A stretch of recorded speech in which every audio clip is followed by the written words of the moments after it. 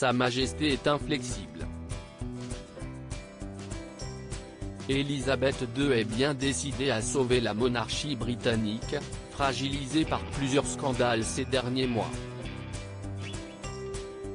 et à faire payer les 2 personnes qu'elle estime responsables, le prince Harry, pour l'avoir quitté et le prince Andrew, qui devrait être jugé pour viol aux États-Unis. Son fils préféré et son petit-fils, qui ont déjà perdu leur titre militaire ainsi que leur parrainage royaux, s'apprêtent à essuyer un nouveau revers. Selon le Télégraphe, Élisabeth II envisage sérieusement de les priver des médailles qu'elle distribuera lors de son jubilé de platine, le 6 février prochain. Ces titres, remis aux membres actifs des forces armées, de la police, des pompiers, des services d'urgence et des prisons sont également donnés aux membres de la famille royale détenant des titres militaires honorifiques. Ce qui n'est plus le cas des princes Andrew et Harry.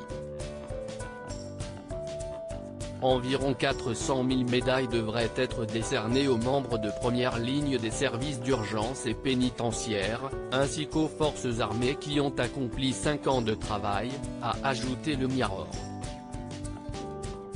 Pour la reine Élisabeth II et les autres membres de la famille royale, c'est un nouveau pas en avant.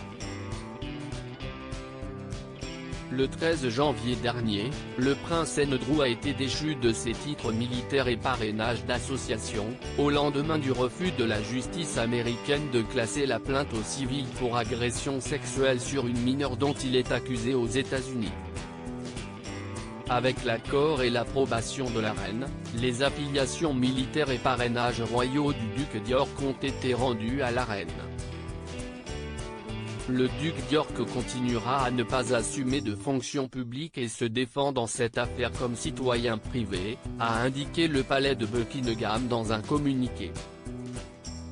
Élisabeth II, prêt à aider le prince Andrew financièrement?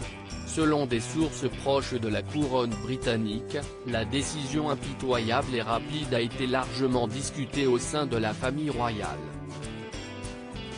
Les princes Charles et William auraient joué un rôle fondamental dans ce coup de théâtre. Il s'agit de la survie de l'institution à tout prix. Ça l'a toujours été et ça le sera toujours, a déclaré un haut responsable du palais. Comme lors du départ fracassant des Sussex, le prince Andrew est désormais traité comme un ancien membre de la couronne. À moins qu'il ne bénéficie du soutien de sa mère. Car si Élisabeth II a décidé de ne pas l'aider à régler l'argent qu'il doit à Virginia Giuffre, son accusatrice, elle pourrait accepter de payer en privé le coût de la facture de sécurité annuelle de 300 000 livres.